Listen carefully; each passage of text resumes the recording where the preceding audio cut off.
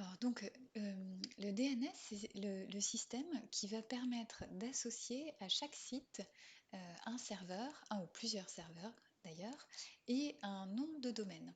Un petit peu comme vous, en tant que particulier, vous pouvez avoir une ou plusieurs adresses physiques et que il faut indiquer et que ce soit clair pour tout le monde et que ce soit très officiel à des organismes comme les impôts par exemple ou la poste, un peu plus prosaïquement, où vous vous trouvez, comment vous vous appelez et que la correspondance soit bien faite entre vous et l'adresse que vous occupez. Eh bien, on va faire ce même exercice, puisque ça se passe exactement pareil pour des sites web. Donc ici, on va trouver l'adresse IP d'un site via la commande ping, de l'invite de commande de votre ordinateur, et vérifier que cette adresse IP est bien celle qui est enregistrée dans, on va dire, le grand livre de référence qui associe chaque nom de domaine avec le serveur et l'adresse IP correspondante. Donc je vais, pour les besoins de cet exercice, utiliser ce site-là, mais vous, évidemment, vous le ferez avec d'autres sites. Alors, pour commencer, qu'est-ce que l'invite de commande? Donc, c'est ceci. Voilà. Donc, moi, je suis sur Windows. Pour les Mac, vous avez également, évidemment, une invite de commande. Alors, ce que vous pouvez faire, c'est taper ici, dans la barre de recherche, invite de commande. Voilà, vous aurez assez vite le résultat. Vous cliquez et voilà la fenêtre qui va s'ouvrir. Et là, ce que vous allez dire, donc vous demandez directement à votre machine, vous voyez, c'est pas très joli, mais c'est tout aussi efficace que de taper une URL ou quoi que ce soit via un interface client un petit peu plus élaboré. Et moi, ce qui m'intéresse, c'est de connaître l'adresse IP de ce site, donc victoire.com.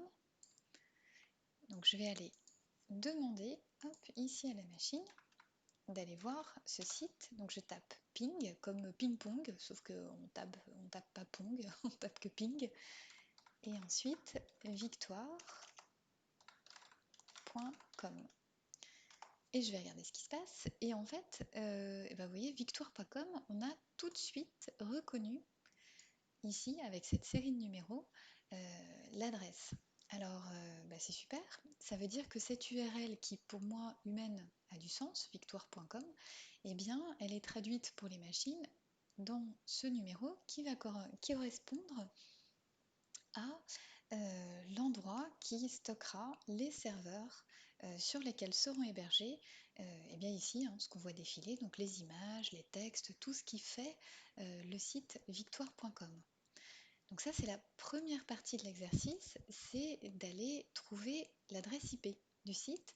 Maintenant, ce qu'on va faire, c'est qu'on va vérifier la correspondance donc de ce qui nous est donné, là, cette adresse IP, avec le nom de domaine. On va vérifier si tout ça, c'est bien vrai.